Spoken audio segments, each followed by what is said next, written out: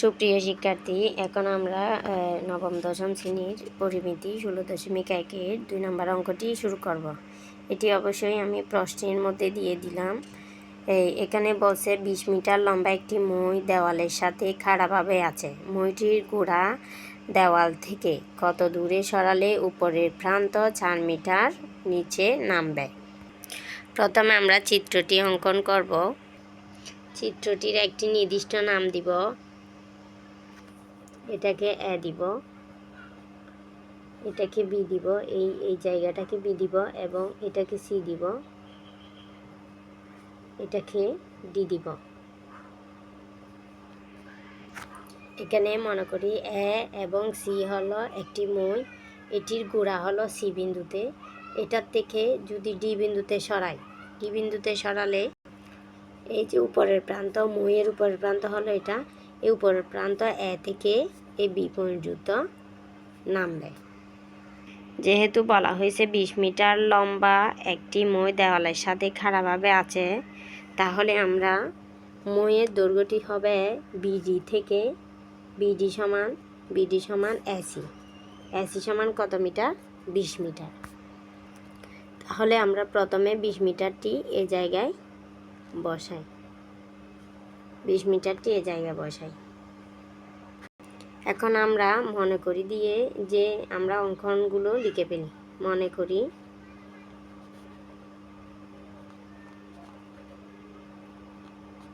করি প্রথমে এই যে মনে করি দিয়ে আমরা এসি মইয়ের গোড়া থেকে সি থেকে ডি বিন্দুতে সরালে উপরের প্রান্ত এ থেকে বি বিন্দুতে নামবে এইটা লিখে ফেলি। এখন লিখব মইয়ের দৈর্ঘ্য সমান কত। মইয়ের দৈর্ঘ্য বিডি সমান এসি সমান 20 মিটার। এখন চিত্র থেকে আমরা এই যে বিসি, এই বিসি সমান এসি বিয়োগ এবি, মানে এবিসি যদি আমরা পেতে চাই, তাহলে আমাদের এসি থেকে এসির মান যেটা, সেটার থেকে এবি যদি বিয়োগ দিই আমরা বিসি পেয়ে যাব। এখন মইয়ের এই জায়গায় কত মিটার? 4 মিটার নিচে নামবে। তাহলে 4 মিটার যদি নিচে নামে, এখানে আমরা 4 দিলাম। এরপরে এখানে কত? আচ্ছা, এখানে বিসি সমান কত এই জিনিসটা বের করার জন্য আমাদের এখানে দুইটি মান দেওয়া আছে। এই মানগুলো আমরা এখন এই জায়গায় বসাবো। আমাদের এসি সমান কত? এসি সমান হচ্ছে যে 20। যেহেতু এখানে এই জায়গায় কেন 20? এই তো এখানে বলছে বিডি সমান এসি সমান 20 মিটার, তার মানে এসির মান কত? 20। তাহলে আমরা কত লিখব? এসি সমান 20 আর এবি সমান কত? 4। তাহলে আমাদের কত আসতেছে? 16 মিটার।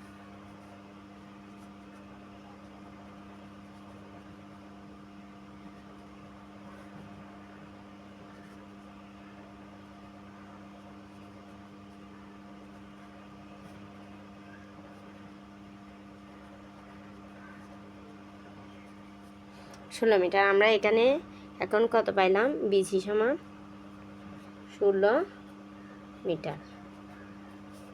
এখানে কত আসবে? 4 মিটার। ঠিক আছে। চিত্র থেকে এই যে ত্রিভুজ বিসিডি একটি কি ত্রিভুজ? সমকোণী ত্রিভুজ। এই ত্রিভুজের অতিভুজ কি? অতিভুজ হলো বিডি। আমরা এখন এই কথাটি এখানে সুন্দর করে গণিতের ভাষায় লিখে ফেলব। বিসিডি সমকোণী ত্রিভুজের অতিভুজ কত? বিডি। যেহেতু সমকোণী ত্রিভুজ, তাহলে আমাদের সূত্র ব্যবহার করতে হবে যে পিথাগোরাসের উপপাদ্যের সূত্রটি ব্যবহার করতে হবে। পিথাগোরাসের উপপাদ্যের সূত্রটি হলো বিডি স্কোয়ার সমান, আমরা চিত্র থেকেই নির্ণয় করব। যেহেতু অতিভুজ কত আছে? বিডি। তো বিডি স্কোয়ার সমান কি হবে? বিডি স্কোয়ার সমান সিডি স্কোয়ার যোগ বিসি স্কোয়ার। এখন আমরা পিথাগোরাসের উপপাদ্যটি লিখে ফেললাম। পর আমরা সিডিটাকে যদি এ পাশে নিয়ে আসি, তাহলে আমাদের বিডি এ পাশে নিয়ে গেলে আমরা মানে পরিপূর্ণ এটা এদিকে নিয়ে আসব। এটা যদি এই পাশে নিয়ে যাই, এখন এই সংখ্যাটা এদিকে নিয়ে গেলে কত আসবে? মাইনাস বিসি স্কোয়ার আসবে।